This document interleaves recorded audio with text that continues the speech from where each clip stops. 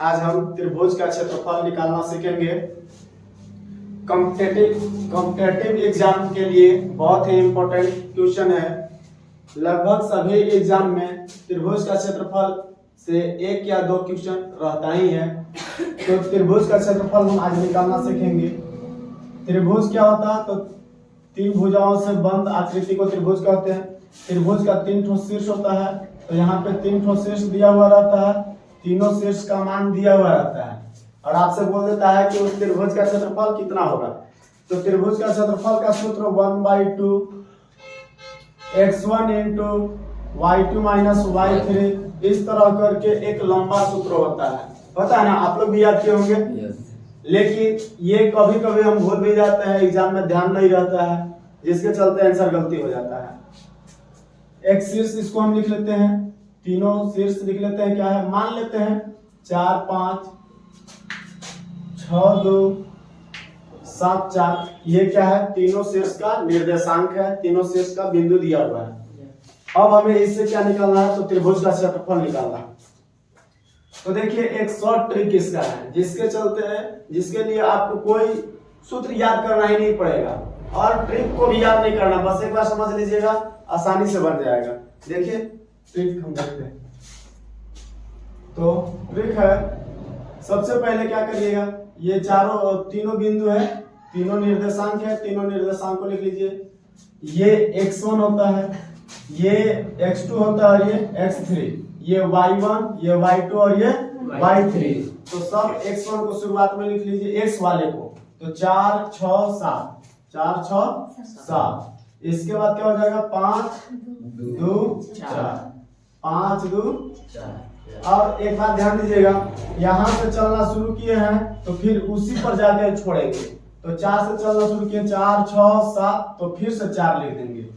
इसके बाद y वाला में 5 2 4 लिखे हैं, तो फिर से 5 पर हम जाकर रुकेंगे। यानी कि जिससे हम शुरू किए हैं उसी तक जाके छोड़ना है। बात समझ में आया? जहां से शुरुआत किए हैं उसी पर जाके छोड़ना। 4 से शुरू किए, 4 तक लास्ट करना। 5 से शुरू किए, 5 पर ही जाके छोड़ना। बात समझ में आया होगा? अब क्या करेंगे? तो इसको इस तरह से हम गुणा करेंगे। तो 4 दूनी की 8 और ये 6 चौका 24 प्लस में, इसके बाद 7 पचे 35। ये इस तरह से लिख लिए। ऊपर से जो लिखते आएंगे वो प्लस में होगा, ऊपर से लिखेंगे वो प्लस में।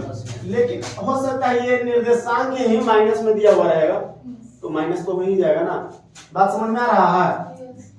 और इसके बाद माइनस लगाएंगे और नीचे से लिखना शुरू करेंगे गुणा करके। तो 5 छक्का 30। इसके बाद 2 सत्ते 14, माइनस में ही। नीचे से जितना भी लिखेंगे गुणा करके वो सब के सब, और 4 चौका 16। अब प्लस वाले सबको जोड़ लेंगे तो क्या हो जाएगा? 5 4 9 8 17, 3 2 5 और 6। माइनस में अब माइनस वाले सबको जोड़ लेंगे तो 6 4 10 और 0 10, 1 1 2 और 3 5 और 6। घटा देंगे तो 7 में से 0 7, 6 में से 6 खत्म, काट दो। और जो 1/2 हम लिखा करते थे सूत्र में, वो 1/2 हम यहाँ भी गुणा में लगा देंगे। तो 7/2 यानी कि 3 पॉइंट कितना हो जाएगा? 5 हो जाएगा। 3.5 वर्ग मात्रक या वर्ग इकाई। ये हो गया त्रिभुज का क्षेत्रफल। समझ में आया क्या?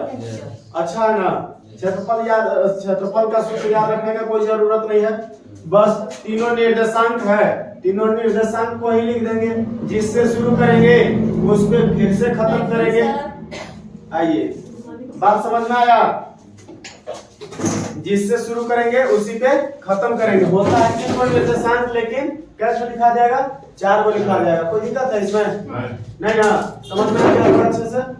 चलिए, अगर ये कोई एक बिंदु माइनस में होता तो हम उसको माइनस में ही लिखते। एक और हम इसी तरह से करके देख लेते हैं। माइनस वाला ले लेते हैं ना। मान लेते हैं एक क्वेश्चन है, 4 - 3 है, 2 5 है और 3 - 3 7 है। इसमें यहाँ पे हम देखें यहाँ पे क्या था, सब का सब तीनों निर्देशांक प्लस में था, यहाँ पे कोई कोई क्या है माइनस में है, तो इसको आप देखेंगे कैसे बनेगा। तो कुछ करना नहीं है, क्या है पीछे सब रहा जगह इतना है। तो इसमें कोई माइनस है कोई प्लस है, तो चलिए हम इसको बनाते हैं। तो कुछ करना नहीं है, सबसे पहले सजा के लिख लेंगे, 4 से हम शुरू करेंगे। तो ये x हो गया, ये भी x का मान हो गया, ये भी x हो गया, यानी x1 x2 x3 हो गया। तो x1 x2 x3 हम सजा के पहले लिख लेंगे, लिख लेना 4 2 और -3, फिर से 4 लिख लेंगे, इसके बाद -3, इसके बाद 5, इसके बाद जहां से शुरू किए तुमसे शुरू, तुम पे खत्म, जहां से शुरू किए वहीं पे खत्म करेंगे। और -3 है, ऊपर से गुणा करेंगे प्लस में लिखेंगे, ऊपर से गुणा करेंगे प्लस में लिखेंगे, 4 5 20 और 7 दूनी की 14, 3 तिहाई होता है हमारे सूत्र के नियम के अनुसार प्लस में, और फिर से माइनस 4 से हो जाएगा, अब माइनस चलेगा, 3 दूनी की, लेकिन ये माइनस जो है, माइनस और माइनस क्या हो जाएगा प्लस, फिर हम माइनस लेते हैं 5 तिहाई, लेकिन माइनस और माइनस, इसके बाद माइनस और 7 चौका 28, अब प्लस वाले को जोड़ लेंगे, तो प्लस वाले टोटल तो प्लस में ही है, तो 15 6 21, 21 और 9 30, 30 और 14 44, 44 और 20 तो 64 हो गया, और माइनस 28, तो 14 में 60 खत्म 6, ये हो गया 5 में से 2 खत्म 3, यानी कि 36। और इसमें हम 1/2 जो सूत्र में लगाते थे 1/2 से गुणा, 1/2 यहाँ भी कर देंगे तो कितना हो जाएगा 18, यानी 18 वर्ग मात्रक या 18 वर्ग इकाई, ये हो गया तो ये आईएससी के लिए भी है। आप आईएससी के 4.3 सेकेंड ईयर वाला बुक फर्स्ट मैथ में है, 4.3 में भी ये क्वेश्चन है वर्ग त्रिभुज का क्षेत्रफल निकालने के लिए, और कॉम्पिटेटिव एग्जाम में तो पूछा भी जाता है, जिसमें बहुत लोग फंस जाते हैं, क्योंकि ये सूत्र ही होता है ना, कुछ बड़ा होता है, कभी माइनस प्लस में कभी ऐसा कुछ गड़बड़ी आ जाता है, जिसके चलते नंबर कट जाता है। कॉम्पिटेटिव में तो खैर माइनस मिल जाएगा उसके चलते, तो उसका एक बेहतर ये ट्रिक है, शानदार ट्रिक है, इससे कोई दिक्कत नहीं है। ये समझ में आया होगा, कोई दिक्कत नहीं लगा त्रिभुज के क्षेत्रफल में। चलिए ठीक है, इसको आप बता दीजिए।